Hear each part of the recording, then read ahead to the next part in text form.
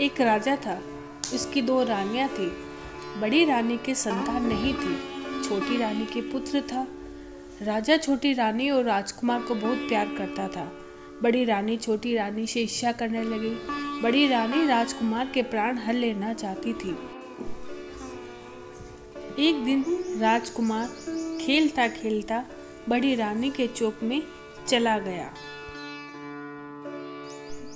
बड़ी रानी ने राजकुमार के गले में एक काला सांप डाल दिया। छोटी रानी दशा माता का व्रत करती थी। राजकुमार दशा माता का ही दिया हुआ था। दशा माता की कृपा से राजकुमार के गले से सांप बिना नुकसान पहुंचाए चला गया। दूसरे दिन बड़ी रानी ने लड्डुओं में जहर मिलाकर राजकुमार को खाने के लिए दी। राजकुमार जैसे ही लड्डू खाने लगा तो दशा माता एक दासी का रूप धारण कर आई और राजकुमार के हाथ से लड्डू छीन लिए। बड़ी रानी का यह वार भी खाली गया।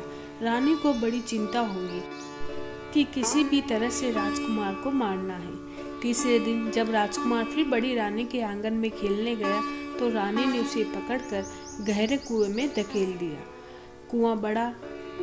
कुआं बड़ी रानी के आंगन में बना था, इसलिए किसी को भी पता नहीं चला कि राजकुमार कहाँ गया। लेकिन जैसे ही बड़ी रानी ने राजकुमार को कुएं में धकेला तो दशा माता ने उसे बीच में ही रोक लिया। इधर दोपहर हो जाने पर राजकुमार के लौटने पर राजा व छोटी रानी को चिंता सताने लगी। दशा माता को इस बात की चिंता हुई राजकुमार को उसके माता पिता के पास किस प्रकार पहुंचाया जाए। राजकुमार को तलाश करने वाले कर्मचारी निराश होकर बैठ गए। राजा व छोटी रानी पुत्र शोक में रोने लगे। तब दशा माता ने भिखारी रूप धारण किया और राजकुमार को गले से लगाए राजद्वार पर पहुंची। वह राजकुमार को एक वस्त्र में छुपाए हुए भिक्षा मांगने लगी। सिपाहियों ने उसे धुतकार कर कहा, तुझे भिक्षा की पड़ी है, यह राजकुमार खो गया है। सारे लोग दुखी और चिंता से व्याकुल हो रहे हैं। इस पर दशा माता बोली, भाइयों, पुण्य का प्रभाव बड़ा ही विचित्र होता है।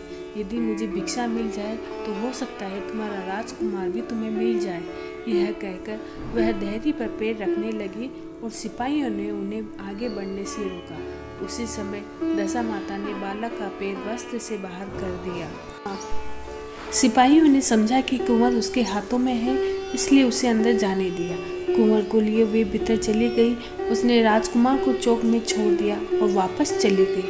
परंतु रानी ने दशा माता रूपी भिखारिन को देख लिया था। उसने कहा कि खड़ी रहो। और कौन हो तुम? तुमने 3 दिन मेरे बेटे को छिपा कर रखा था। तुमने ऐसा क्यों किया?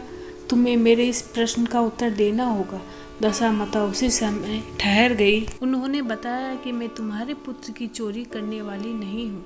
मैं तो तुम्हारी आराध्य देवी दशा माता हूँ। मैं तुम्हें सचेत करने आई हूँ कि बड़ी रानी तुमसे ईर्ष्या रखती हैं। वह तुम्हारे पुत्र के प्राण हर लेना चाहती हैं। एक बार उसने तुम्हारे पुत्र के गले में काला सांप डाला था, जिसे मैंने भगाया। दूसरी बार उसने इसे विष के लड्डू खाने को दिए थे, जिन्हें मैंने उसके हाथों से छीन लिए थे। इस बार उसने तुम्हारे राजकुमार को अपने आंगन के कुएं में धकेल दिया और मैंने इस बीच में उसे रोक उसकी रक्षा की। इस समय में भिखारिन के वेश में तुम्हें सचेत करने आई हूँ। यह सुनकर छोटी रानी दशा माता के पैरों में गिरकर क्षमा मांगने लगी।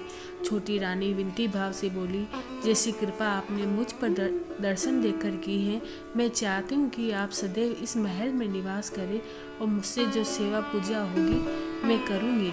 इस पर दशा माता बोली कि मैं किसी के घर में नहीं रहती। जो श्रद्धापूर्वक मेरा ध्यान स्मरण करता है, मैं उसी के हृदय में निवास करती हूँ। मैंने तुम्हें साक्षात दर्शन दिए हैं, इसलिए तुम सुहागिन को बुलाकर उन्हें यथा आदर सत्कार के साथ भोजन कराओ और नगर में ढिंढोरा पिटवा दो कि सभी लोग मेरा डोरा लें और व्रत करें। इतना कहकर दशा माता अंतर्ध्यान हो गई। रानी ने अपने राज्य की सौभाग्यवती स्त्रियों को निमंत्रण देकर बुलाया और उपटन से गहने आदि देकर विदा किया। अपने राज्य में ढिंढोरा पिटवा दिया कि अब से लोग दशा माता का डोरा लिया करें।